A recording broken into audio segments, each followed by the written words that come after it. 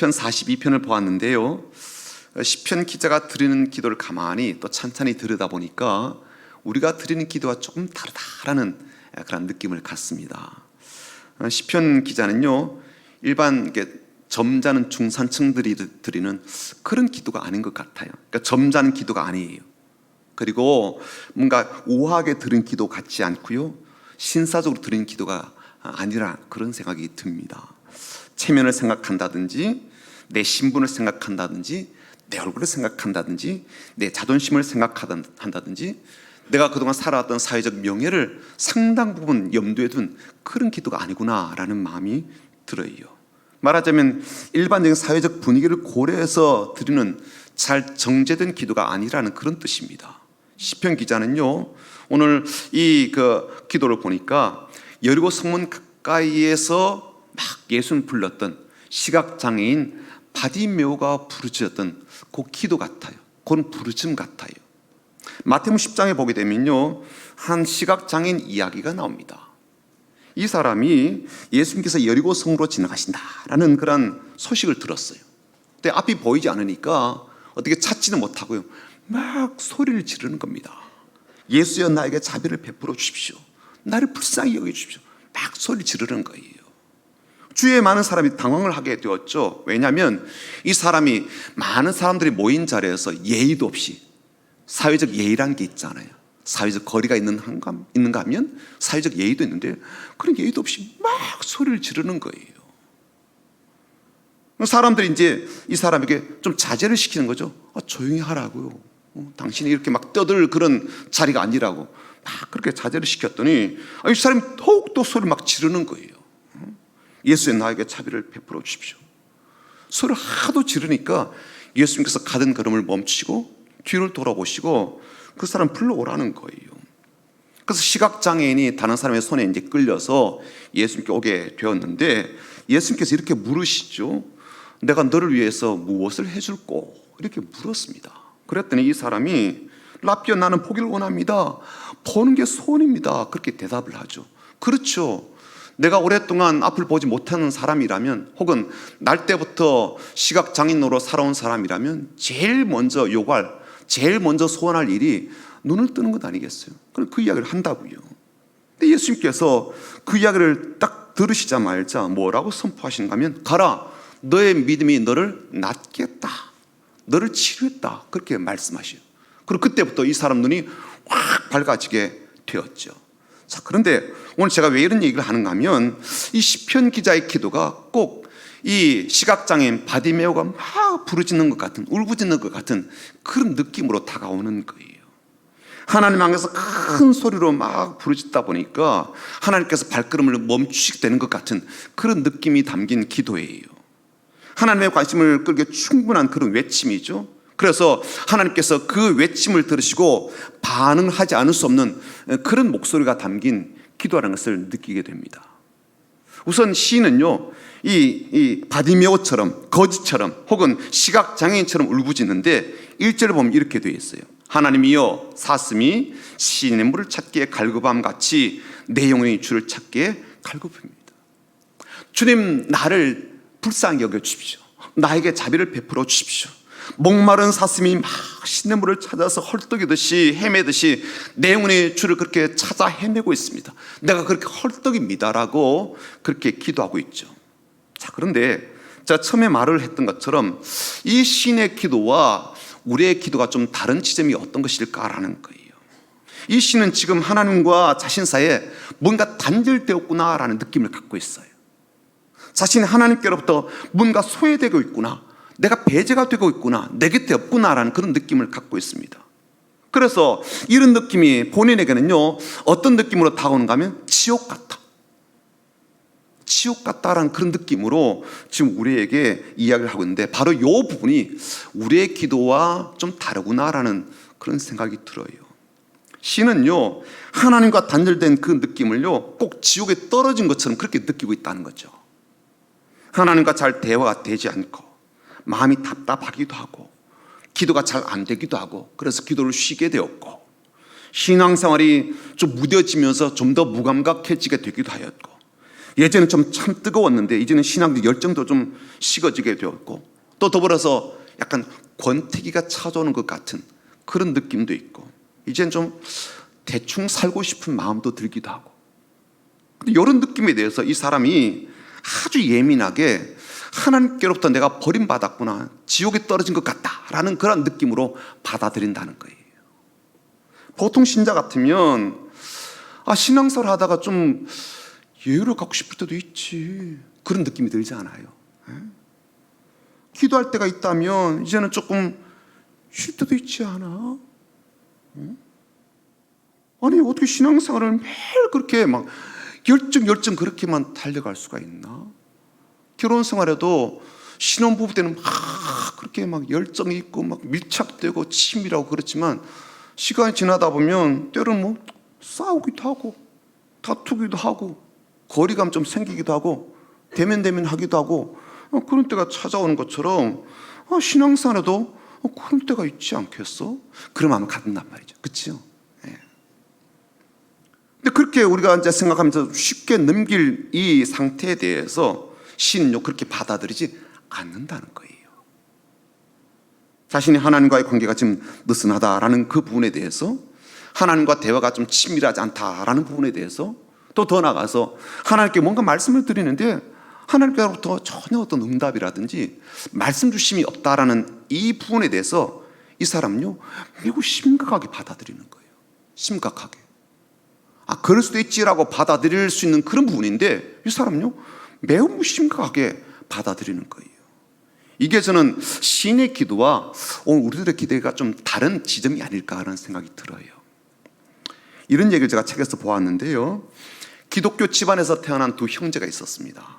이제 장성하면서 독립해서 이제 따로따로 살게 되었는데요, 오랫동안 시간이 지난 뒤에 두 형제가 만나서 식사를 하게 되었는데, 형은요 그동안 자기가 집에서 독립해서 살면서 신앙을 완전히 버린 상태였어요.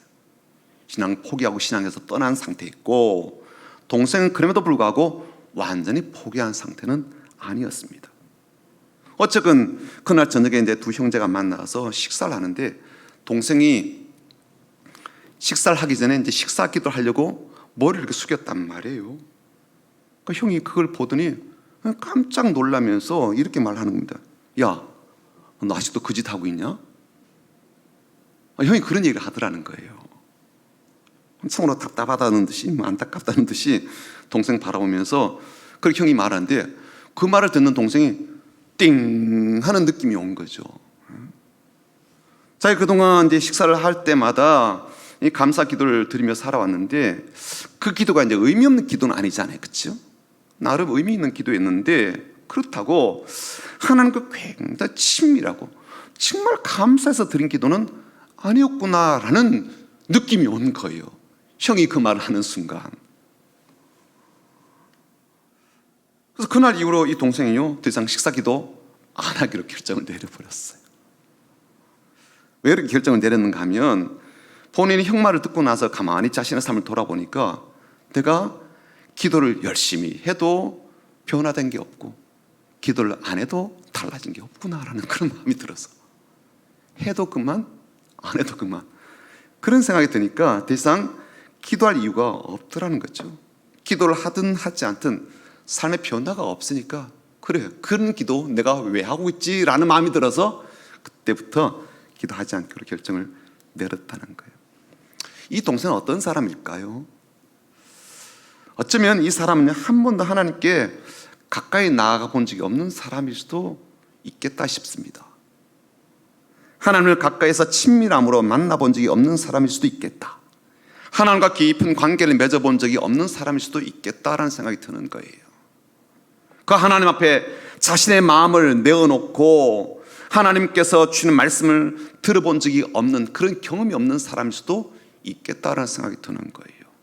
왜 그렇게 이야기를 한가 하면, 한 번이라도 하나님과 정말 만남이 있고 하나님께 내 마음을 드리고 하나님께로부터 친밀한 어떤 그런 말씀을 들었던 경험이 있다면, 기도를 멈추는 것은요 자신의 큰 일이 일어난 것이라고 그렇게 느낄 것이기 때문이죠.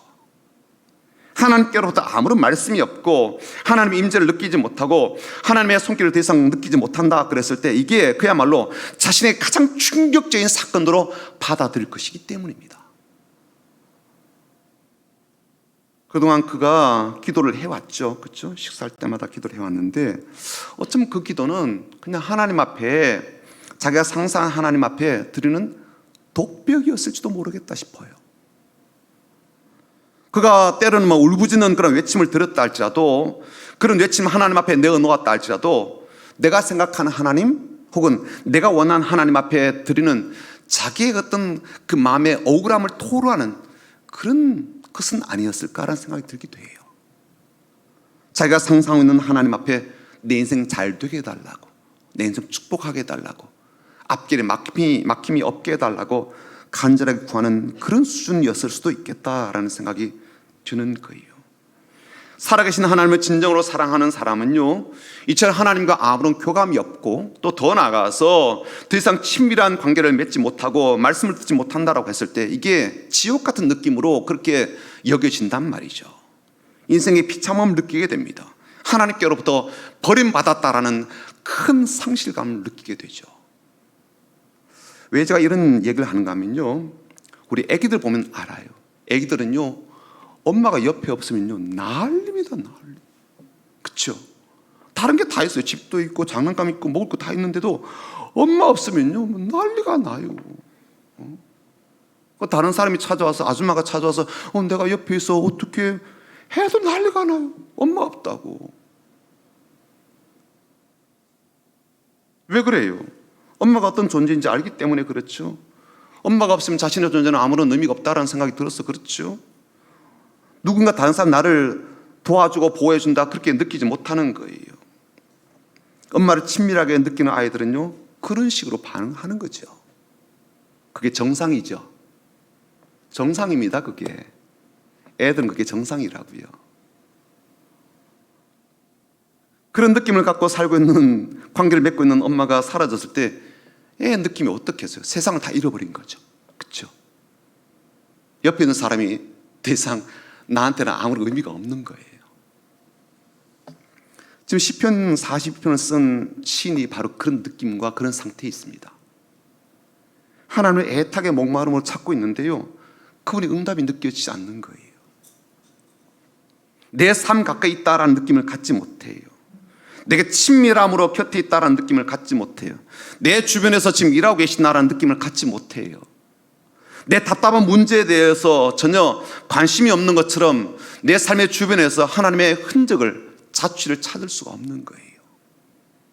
그래서 하나님의 부재, 하나님이 내 곁에 없음에 대해서 그토록 갈증나는 목마름을 지금 이야기하는 겁니다. 하나님에 대한 목마름이죠.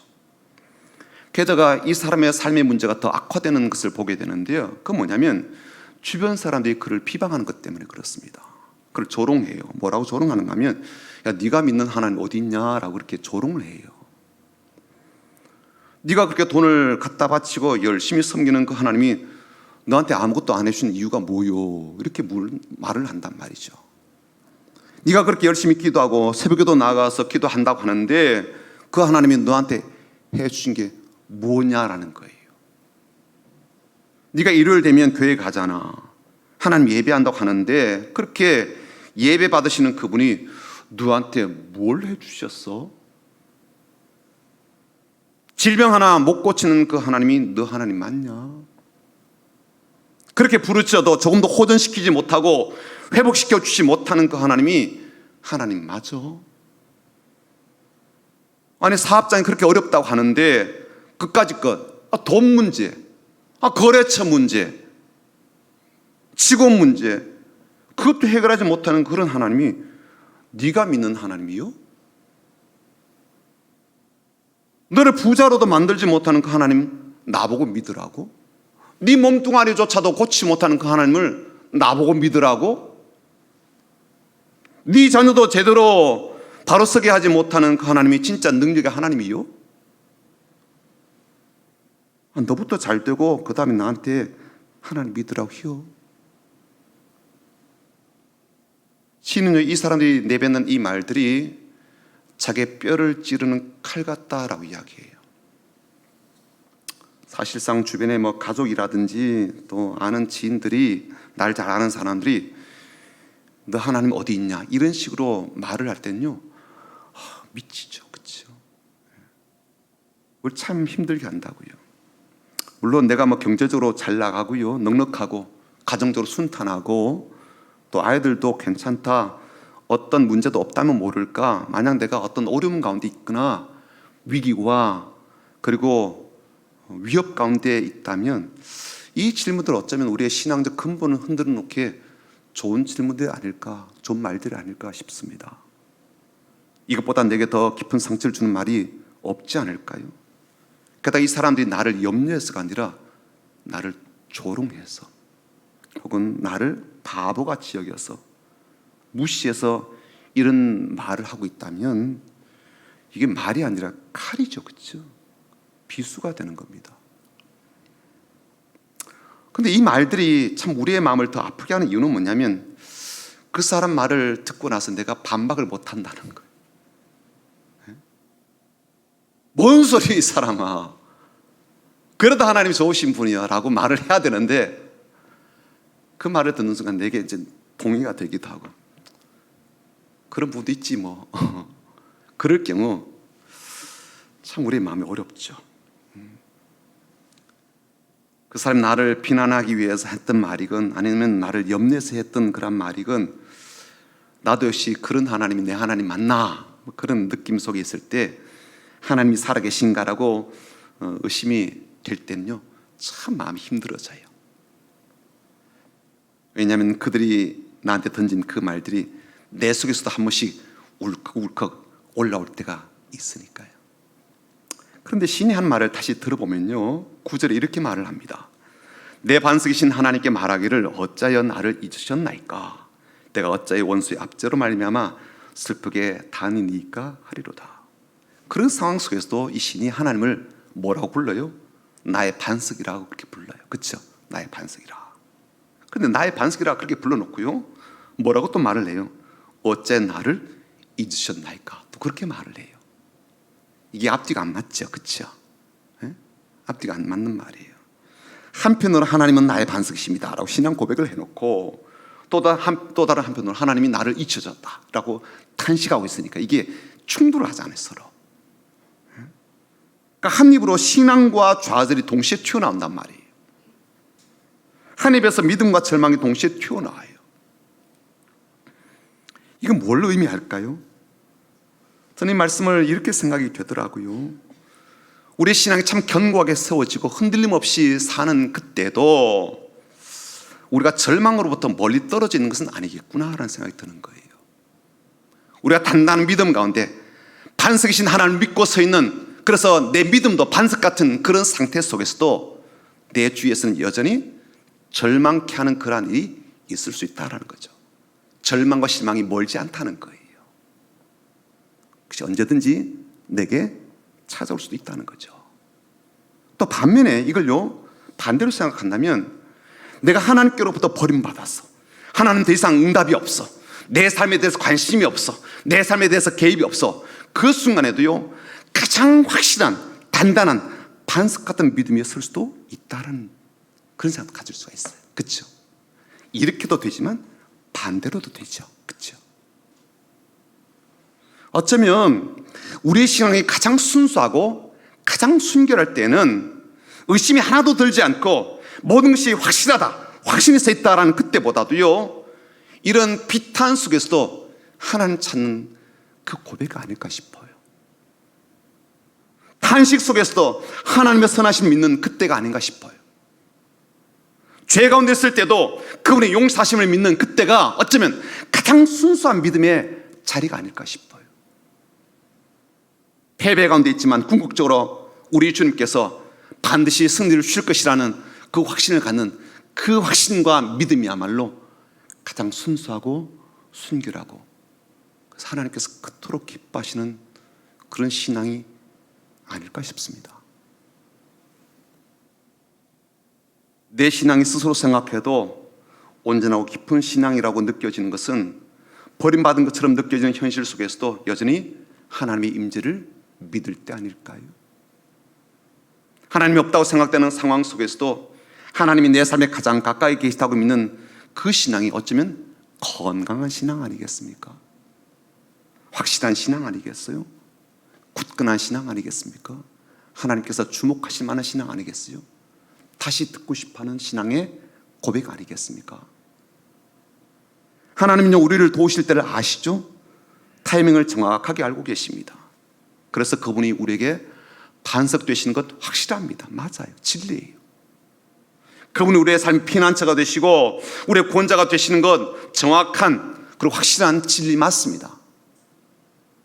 그런데요, 왜 우리가 그 사실을 믿을 만하다라고 말을 하는가 하면 하나님은 우리를 만드시기 전에도 이미 우리를 사랑하셨기 때문에 그래요.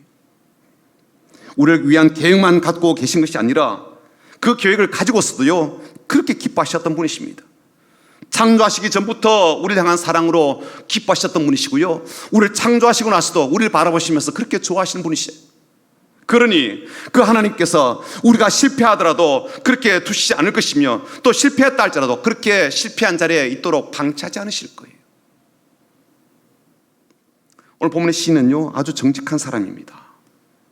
단순히 사람들의 위로로 이 문제를 그냥 쉽게 넘어가려고 하지 않아요. 사람들 들려주는 격려의 말로요 이 위기를 넘어서려고 하지 않습니다. 어떻게 되겠지? 라고 대충 얼버무리지 않아요. 값싼 대답으로 이 문제에 대한 해답거리로 삼질 않아요. 신앙과 절망 그 사이의 그 문제에 대한 깊은 갈등을 하나님 앞에 그대로 내어놓습니다. 믿음과 불확실성 사이에서 그는 긴장하며 하나님께 나아갑니다. 하나님 나의 반석이십니다. 그렇지만 하나님 나를 잊으신 것 아니죠. 하나님은 나의 피난처이십니다. 그러나 내 문제에 대해서 하나님 잊으셨어요. 하나님은 나의 도움이십니다. 그러나 현재 내가 겪고 있는 고통에 대해서 하나님 모른 채 하시는 건 아니시죠. 그건 가면을 쓰지 않아요. 체하지 않아요. 척하지 않습니다. 괜찮은 척, 괜찮은 체 하지 않아요. 오히려 긴장 속에서 뭐라고 말을 하는가 하면 11절 보시면 이렇게 이야기해요. 내 영혼아 어찌하여 낙심하며 어찌하여 내 속에서 불안해하는가. 너는 하나님께 소망을 두라. 나는 그가 나타나 도우심으로 말미암아 내 하나님을 여전히 찬송하리로다. 긴장 속에서, 탄식 속에서, 답답함 속에서도 시인은요 하나님께 더 가까이 나갑니다. 그리고 저만치 가고 계신 하나님을 발견하고 그 하나님 부릅니다. 하나님 나를 불쌍히 여기십시오. 나에게 자비를 베풀어 주십시오. 나를 긍휼히 여겨 주십시오. 나는 하나님만 바라봅니다. 하나님만이 나의 도움이시고 하나님만이 나의 반석이십니다. 나를 긍휼히 여겨 주십시오. 체면 버린 지 오래했죠. 명예 버린 지 오래고요. 내림 붙잡고 살아왔던 걸음으로 다시는 그렇게 살지 않아요. 자존심 내려놓았어요. 사회적 분위기 살피면서 다른 사람이 나를 어떻게 생각하나 그런 것 주의하지 않아요. 하나님 앞에 나아가 울부짖습니다. 내가 하나님 찾습니다. 내가 갈급함으로 하나님을 구합니다. 내 영혼이 하나님을 구합니다.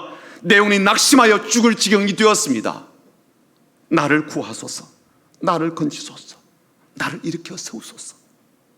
나와 함께 하십시오. 그리고 나를 도와주옵소서. 하나님 이런 기도를 잊을 수가 없죠. 그렇죠? 이런 기도를요 외면하실 수가 없어요. 하나님의 발걸음을 멈추고 돌이키게 하는 그러한 기도이죠.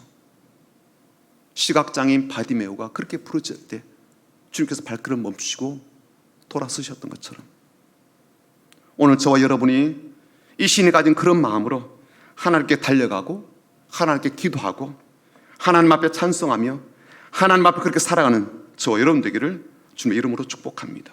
그렇게 부르짖을 때 주님께서 시각장애인 바디메오의 눈을 여셨던 것처럼 오늘 우리들의 삶에도 사랑의 손길로, 긍휼의 손길로, 능력의 손길로 우리의 삶을 어루만지시고 우리의 삶을 회복시키시고 고치시고 낫게 하시며 그리고 놀라운 구원의 길로 날마다 이끌어 가실 줄 믿습니다. 제가 마지막 한 가지 이야기만 드리고 말씀 맺을 텐데요, 제가 최근에 유튜브 동영상 설교를 보다가 참 큰 은혜 받은 그런 일이 있었습니다. 이런 내용의 메시지인데 한번 들어보십시오. 사단이 하나님께 나와서 욥을 건드려도 됩니까? 라고 그렇게 하는 물음에 하나님이 이렇게 대답하십니다. 욥을 마음껏 그렇게 괴롭혀도 좋지만 그의 생명에는 절대로 손대지 마라. 그런 제한적 조건을 가지고 그의 청을 들어주게 되죠. 그런데 이 말씀은요, 결국 욥의 모든 고난과 괴로움의 배후에 하나님이 계셨다라는 이야기가 되거든요. 하나님께서 직접적으로 욥을 괴롭게 하진 않았어요. 하나님께서 욥에게 직접적으로 재앙을 내리지는 않았어요. 그렇죠? 그렇지만 그의 인생을 향한 모든 계획, 모든 권한, 모든 능력을 가지고 계신 그 하나님께서 그를 허락하셨으니 욥의 인생에서 일어난 일들에 대한 책임이 하나님께 있어요, 없어요? 있죠. 당연히 있죠. 그러니까 욥의 고난은 사탄이 참소하고 고발해서 시작이 되었지만, 그러나 사탄이 그 전 과정에 개입해서 자기 마음대로 하고 싶은 대로 다 한다 할지라도 그렇게 허락한 분이 하나님이시니까 실제적으로 욥의 고난은요, 하나님 때문에 시작된 거예요. 그렇지 않아요? 안 돼, 이 사람아, 뭔 소리요, 절대로 안 돼 라고 하셨다면 그 일이 벌어지지 않았겠죠. 하나님이요, 제한된 조건이지만 해봐 라고 했기 때문에 일이 시작된 거잖아요. 근데 문제는요, 그렇게 사탄이 욥에게 고난과 고통을 강력하게 쏟아보며 그를 진행해 나갈 때 하나님이 침묵하셨다는 거예요. 그토록 사랑하시고 그토록 자랑스럽게 여기던 욥에게 그가 깊은 고통을 그렇게 느끼고 겪고 있을 때 하나님께서 단 한 말씀도 안 하시거든요. 오히려 사단에게 모든 고난을 넘긴 것처럼 욥을 그렇게 대하십니다. 그러니까 사람들이 와서 자꾸 말을 하는 거예요. 친구들이 와서 힘들어 죽겠는데. 하나님 왜 그러셨을까요? 왜 침묵하셨을까요? 왜 고난 속의 아들을 그렇게 홀로 두셨을까요? 근데 그 대답이 기가 막혀요. 하나님께서 욥에게 자존심을 거셨기 때문이라는 거예요. 욥은 하나님의 자존심이었습니다. 하나님이 욥을 믿은 거예요. 이게 말이 안 된다고 여길 수가 있겠지만 하나님이 욥을 그런 정도로 여기셨다는 거예요. 하나님의 마음이 그렇다는 거예요. 내 아들이 믿음을 입증해낼 것이라고 믿었다는 겁니다. 내 아들이 고난 과정 속에서도 그 믿음을 붙잡고 나가는 것을 해낼 거라고 믿으신 거라는 거예요. 하나님은 사단 앞에서 하나님의 자존심을 욥에게 거신 겁니다. 욥의 고난당함을 외면하고 침묵하는 게 아니라 오히려 더 신뢰하셨던 거죠. 그가 잘 해낼 거라고 믿었던 겁니다. 잘 이겨낼 거라고 믿고 계셨던 거예요. 잘 참아낼 거라고, 단단한 믿음을 가지고 잘 버텨낼 거라고 믿으셨다는 거예요. 그 과정을 바라보시면서 하나님이 마음속으로 그렇게 응원하셨다는 거죠. 그러면서 조용히 기다리셨다는 겁니다. 아들을 믿고 기다려 주신 것이죠. 그걸 버린 게 아니었어요. 포기한 게 아니었어요. 외면한 게 아니었다고요. 하나님이 무능해서 혹은 내가 잘못해서 벌을 받고 있는 게 아니었어요. 하나님께서 나를, 욥을 믿어주신 것이죠. 조용히 그를 기다려 주신 것입니다. 사랑 여러분, 살아가는 동안 눈물이 계속 흐를 때가 있지 않아요? 시련이 자꾸만 찾아올 때가 있지 않아요? 때로는 하나님께서 이유 없는 그런 침묵 속에서 믿음의 싸움을 계속 해나가는 게 너무 지칠 그런 때가 있지 않아요? 그래서 지치고 상한 이 심령이 좀 위로받았으면 좋겠다라고 하나님께 기대는 여러분들이요, 하나님 여러분을 버리신 게 아니라 기다리고 계신 거예요. 그리고 우리를 믿어주시는 거예요. 잘 해낼 거라고, 잘 이겨낼 거라고, 잘 버텨낼 거라고, 잘 극복해낼 거라고, 다시 한 걸음 또 성장할 거라고, 어제보다 나아질 거라고 그렇게 믿으시는 것이죠. 왜냐하면 하나님께서 우리를 하나님의 자존심으로 여기시니까. 여러분이 그렇지 않아요? 내가 욕해도 괜찮은데 누군가 다른 사람이 우리 아들 욕하면요, 가만 안 놔두죠. 내 자존심이어서. 그렇죠? 내 딸이 내 자존심이어서. 하나님이 그런 자존심을 가지고 우리를 바라보시죠. 내 아들은 그런 아들이요, 그런 자존심. 내 딸은 그런 딸이요. 그런 자존심이 하나님께 있으셨던 거예요. 그래서 오늘 시인이 11절에 그렇게 고백하죠. 내 영혼아 어찌하여 낙심하며 어찌하여 내 속에서 불안해하는가. 너는 하나님께 소망을 두라. 나는 그가 나타나 도우심으로 말미암아 내 하나님을 여전히 찬송하리로다. 이 기도, 이 확신의 찬 선포, 이 자신감이 남은 신앙 고백을 하나님은 얼마나 좋아하셨겠어요. 얼마나 기뻐하셨겠어요. 얼마나 고맙다 그러실 거예요. 우리 아들 고맙다. 네가 그런 말 해주었어. 우리 딸 고맙다. 네가 그런 말을 남길 수가 있었어. 오늘 우리 모두가 이런 신앙적 걸음과 또 이런 신앙적 고백으로 힘있게 살아가시길 바라고, 아무리 무더위가 찾아오더라도 7월에도 이런 확신 속에서 걸어가는 저 여러분 되기를 주님 이름으로 축복합니다. 아멘. 나는 주님께 속한 자라는 찬양 같이 부르고 함께 기도하겠습니다.